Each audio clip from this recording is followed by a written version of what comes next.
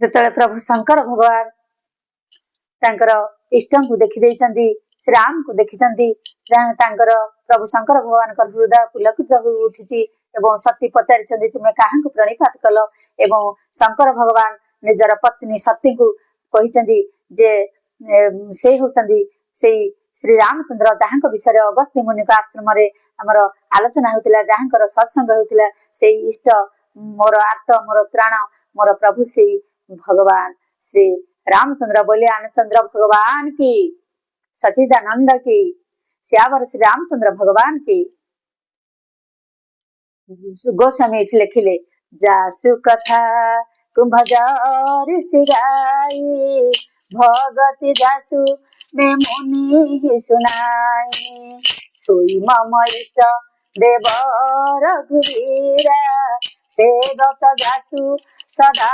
मुनि धीरा श्री राम जय जय राम संकट मोचन जय हनुमान। प्रभु शंकर भगवान कहले जहाँ को कथा आलोचना चलता से अगस्त्य मुनि आश्रम से भगवान श्री रामचंद्र जहाँ को सेवारे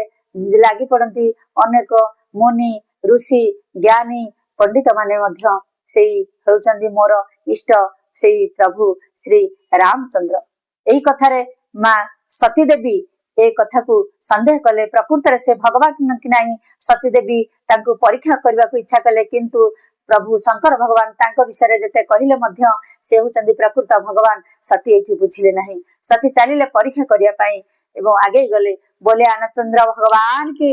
श्यावर श्री रामचंद्र भगवान की सती सेठू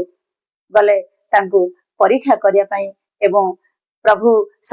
सर्वांतर्यामी सर्वद्रष्टा प्रभु श्री रामचंद्र तांको विषय जानिदेले सती कपटु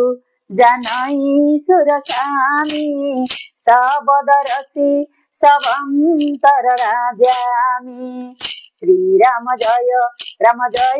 जय राम संकट मोचन जय